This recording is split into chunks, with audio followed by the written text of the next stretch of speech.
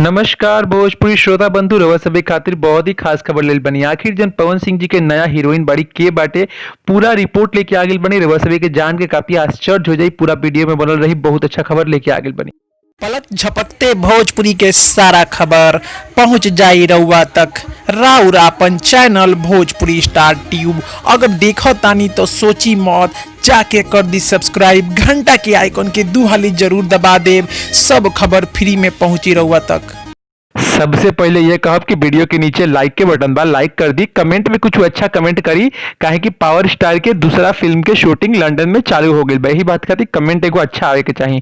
आज हम ई वीडियो में रउआ सभे के बताए वाला बानी कि पावर स्टार जौन कल फोटो शेयर कैले रहन फेसबुक पे, ओकरा में एगो नया चेहरा नजर आवता। जी हाँ भैया, वो नया चेहरा नया हीरोइन के बाटे। ई त रउआ सभे जाने गई लोग। अब त रउआ सभे के बता दी कि आखिर जन पावर स्टार के नया हीरोइन बाटे उनका नाम का हटे। इनका नाम जान ली पावर स्टार के आगामी फिल्म के हीरोइन के नाम का बटे हर्षिका पुनाछा इनका नाम हटे।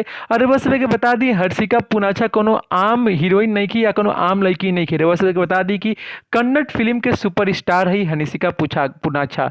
और बस के बता दी भैया हो कि बिग बॉस में भी आ चुकल बाड़ी, कन्नड़ बिग बॉस में, और कन्नड़ कलर्स टीवी के बड़ा बड़ा शो में आ चुकल बाड़ी, और एक से बढ़ के एक फिल्म भी कैले बाड़ी। रउआ सभे के बता दी जब हमनी के भैया रिपोर्ट बनावत रही जाते इनका बारे में हमने के काफी रिसर्च करनी जाती, इहो मिलल कि फेसबुक पर इनकर भैया 1.5 मिलियन फॉलोअर बाड़े, और जौन की भी अपने आप में बहुत बड़ा बात बा, काहे कि पावर स्टार के भी उतना फॉलोअर नहीं खन।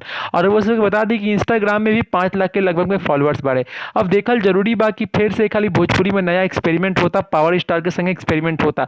लेकिन रउआ सभे के बता दी जब भी पावर स्टार संगे करो नया हीरोइन आवेली, वो भोजपुरी में भैया डंका बजा देली। और इतना बड़ा लेवल के फिल्म बा, तो रउआ सभे के का लगता कि ई हीरोइन और पावर स्टार के जोड़ी कितना चली, हर्षिका पुनेछा और पावर स्टार के जोड़ी में का कितना दम हुई। रउआ सभे कमेंट सेक्शन में जरूर बताई, काहे कि राउर कमेंट हमनी खातिर काफी इंपॉर्टेंट बा। और भी जानकारी इनका प्रति हमनी के लेके आई है। लेकिन एक से पहले ये कहब जाए कि कोनो वीडियो के रउआ सभे मिस मत करब जाए, काहे कि हमनी के बहुत मेहनत करी।